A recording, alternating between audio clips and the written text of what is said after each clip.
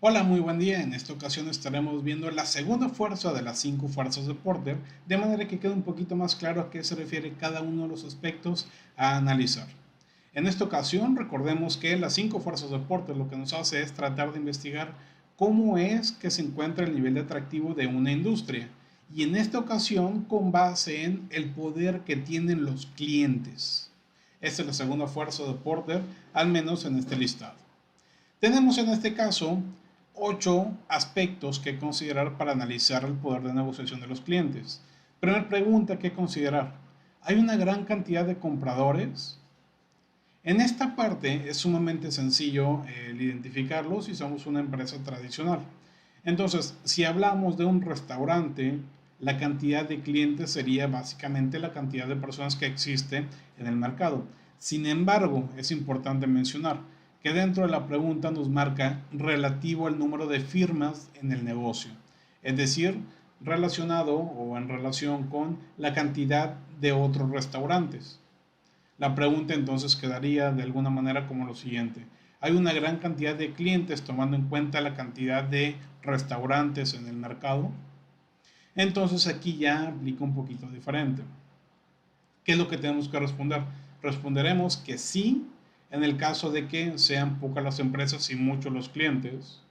O responderemos que no en el caso de que sean muchas las empresas y pocos los clientes. Segunda pregunta, hay que considerar aspectos relacionados con esta cantidad en diferentes entornos o contextos.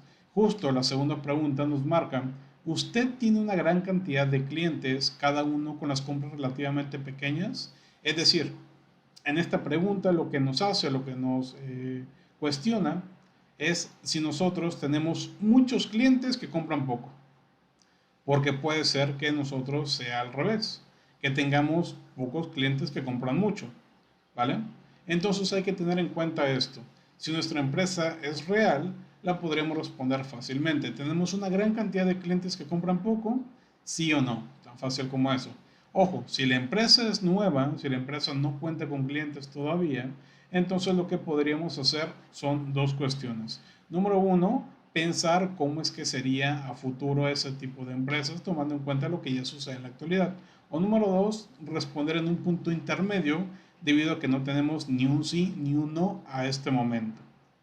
Tercer pregunta, ¿el cliente hace frente a un costo significativo si cambia de proveedor? Esta es una pregunta que ya veíamos en el análisis de nuevos entrantes a la industria. En este caso, lo que está cuestionando es si los clientes que se cuenta, con los que se cuenta actualmente pueden cambiarse de proveedor fácilmente. En este caso, la pregunta es si lo pueden hacer o no lo pueden hacer. ¿Ok? O para hacerlo más concreto y que sepamos responderla, ¿pueden los clientes cambiarse de empresa a un costo caro o a un costo barato?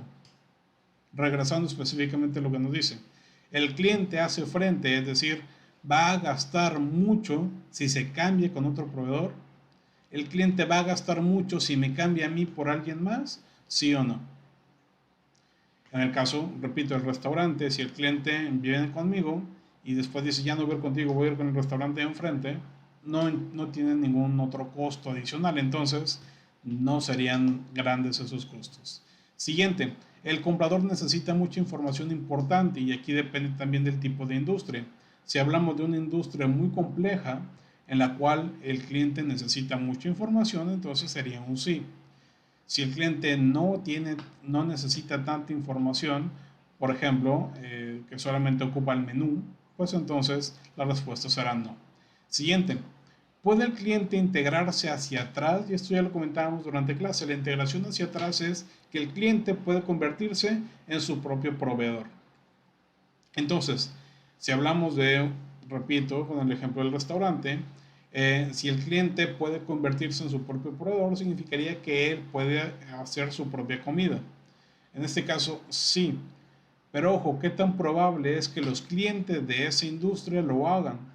Hay algunas industrias, como el restaurante, que sí se puede dar el caso, pero en la mayoría de las personas no lo van a hacer. Entonces, casi siempre en las industrias restauranteras pondríamos un punto intermedio o un sí se puede integrar hacia atrás, a diferencia de otras industrias en las cuales sería mucho más complicado. Por ejemplo, en el caso de quizá una panadería, la cual, eh, le vende a sus clientes este producto, que es pan, pues digo, es más complicado que los clientes preparen pan a que los clientes preparen una comida, ¿vale? Entonces es más difícil que el cliente pueda integrarse hacia atrás cuando hablamos de una industria como la panificación. Siguiente, sus clientes no son muy sensibles al precio. Y aquí hablamos entonces de que la pregunta está en negativo. Entonces, sus clientes no son muy sensibles al precio. Si respondemos sí, significa que no son muy sensibles al precio. Si respondemos que no, significa que sí son muy sensibles al precio.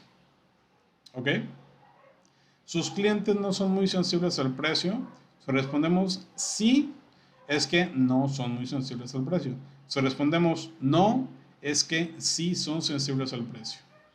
Siguiente, su producto es único en un cierto grado o tiene una marca reconocida. Y aquí hablaríamos ya de cuestiones específicas. Si tú tienes una empresa que ya existe, que es real, pues veríamos si tiene algún aspecto único que lo diferencia a los demás o tiene una marca que es bastante reconocida. Si no, pues simplemente pondríamos que no. Finalmente, son los negocios de sus clientes lucrativos, es decir, le vendes a clientes que posteriormente van a ganar dinero con eso que tú les vendiste, sí o no. Puede ser, y de hecho la mayoría de sus empresas, de hecho, le venden al consumidor final. Entonces, en la mayoría de los casos va a ser un no. Hasta aquí dejamos entonces la explicación de los aspectos a considerar para el análisis del poder de negociación de los clientes. Nos vemos en el siguiente video.